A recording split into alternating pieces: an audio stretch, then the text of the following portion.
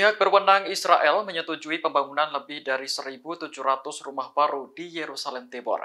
Ini artinya akan lebih banyak lagi warga Israel yang bermukim di wilayah tersebut. Padahal dunia mengakui bahwa Yerusalem Timur merupakan milik Palestina. Organisasi non-pemerintah Israel Peace Now menyebut 1.738 rumah baru akan dibangun di Yerusalem Timur. Dari jumlah tersebut, separuh di antaranya terletak di luar garis hijau. Garis hijau mengacu pada garis gencatan senjata tahun 1949 yang ditetapkan pada akhir perang. Perjanjian ini membagi Yerusalem menjadi dua bagian. Yerusalem Barat dikuasai Israel dan Yerusalem Timur dikelola oleh Yordania hingga tahun 1967. Israel menduduki dan mencaplok Yerusalem Timur pada tahun 1967, sebuah tindakan yang tidak pernah diakui oleh PBB. Dilansir Al-Arabiya, sekitar 300.000 warga Palestina dan 200.000 warga Israel tinggal di Yerusalem Timur.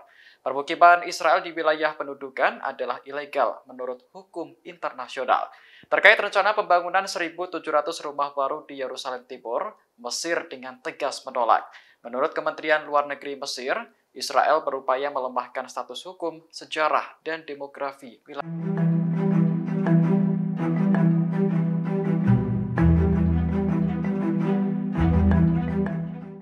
Jumlah tentara Israel yang tewas dalam pertempuran di Gaza terus bertambah.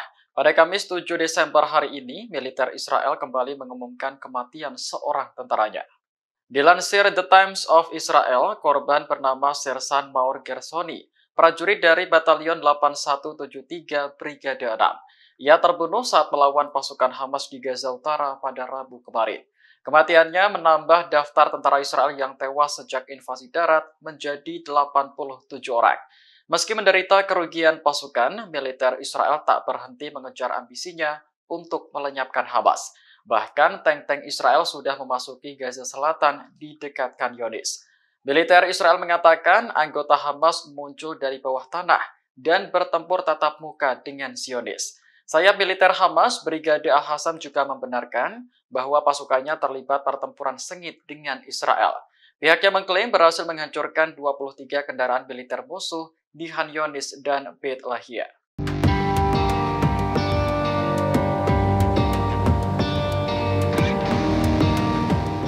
Menjelang akhir tahun, Starbucks dilaporkan telah kehilangan nilai pasar hampir 11 miliar dolar atau sekitar 170 triliun rupiah. Hal ini terjadi akibat pemboikotan produk Starbucks karena perusahaan tersebut diduga mendukung Israel. Pada pertengahan November 2023, Starbucks mengalami penurunan saham sebesar 8,96% atau setara dengan kerugian sebesar 10,98 miliar dolar.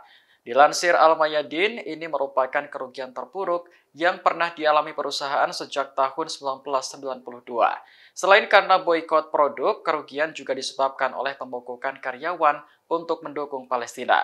Starbucks menyadari bahwa reputasi perusahaan benar-benar dipertaruhkan. Oleh karena itu, Starbucks membuat strategi pemasaran yang diberi nama Hari Piala Merah. Ini memberikan kesempatan bagi konsumen untuk menerima secangkir kopi gratis. Namun tetap saja strategi tersebut belum bisa mendongkrak peningkatan konsumsi. CEO Starbucks Laxman Narisman yakin bahwa perusahaannya dapat bangkit dari keterpurukan dan mengembalikan citranya.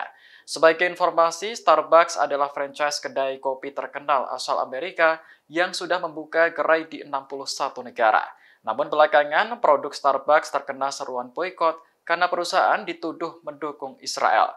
Manajemen Starbucks Indonesia sendiri telah membantah tuduhan tersebut pada Oktober lalu dan menyatakan tidak pernah mendanai Israel dalam cara apapun.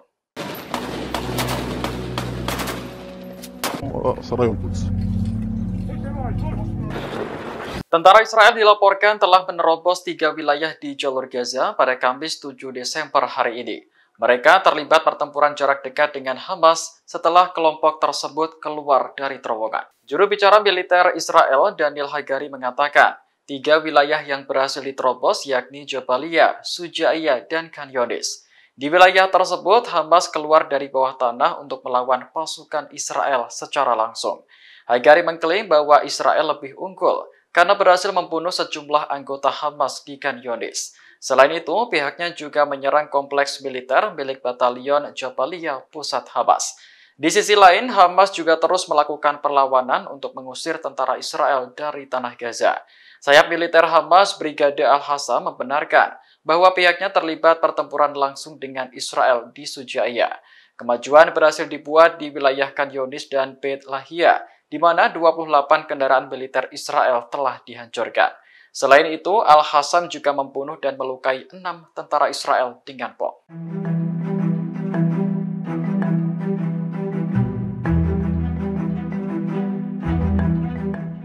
Presiden Turki Recep Tayyip Erdogan menyebut bahwa Israel berada di ambang kehancuran. Menurutnya, Perdana Menteri Israel Benjamin Netanyahu sedang berusaha menahan kehancuran tersebut. Hal itu disampaikan Erdogan setelah pulang dari Qatar pada Rabu 6 Desember kemarin. Ia menggambarkan koalisi pemerintahan yang berkuasa di Israel tidak sehat, sebab mereka terpecah menjadi dua kubu setelah perang di Gaza meletus pada Oktober lalu. Erdogan juga telah memprediksi bahwa Netanyahu akan segera mundur sebagai Perdana Menteri. Hal ini menyusul adanya desakan dari pejabat oposisi hingga protes dari warga Israel sendiri. Erdogan lantas menyebutkan tanda-tanda kehancuran Israel lainnya, yakni mulai dibenci oleh Barat. Awalnya, Presiden Prancis Emmanuel Macron menyatakan dukungannya terhadap Israel. Namun, beberapa waktu lalu, Macron membuat pernyataan yang sangat berbeda hingga membuat Netanyahu marah. Kemudian, Kabinet Perang Israel juga mulai dilanda masalah dan ketegangan. Hal ini terjadi setelah pejabat pemerintah bertemu dengan keluarga para sandera pekan ini. Kabinet Perang Israel berdebat tentang cara terbaik membebaskan sandera dari Gaza.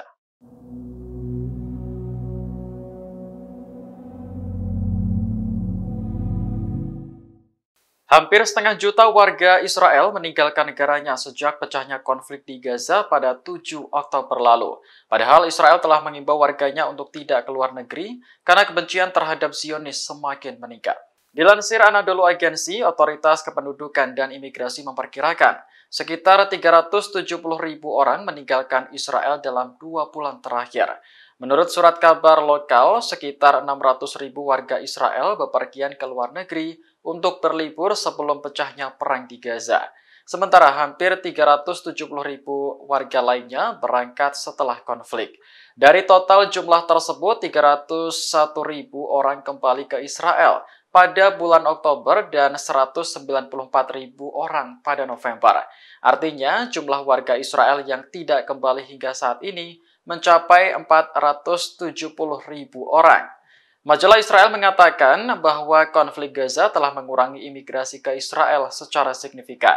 Menurut data yang dirilis Kementerian Aliyah dan Integrasi, sekitar 2.000 orang bermigrasi ke Israel antara 7 Oktober hingga 29 November. Jumlah ini setara dengan hampir 1.000 imigran per bulan. Jika dibandingkan dengan bulan-bulan sebelum perang, angka migrasi mengalami penurunan hingga 70%. Download Tribun X sekarang, menghadirkan lokal menjadi Indonesia.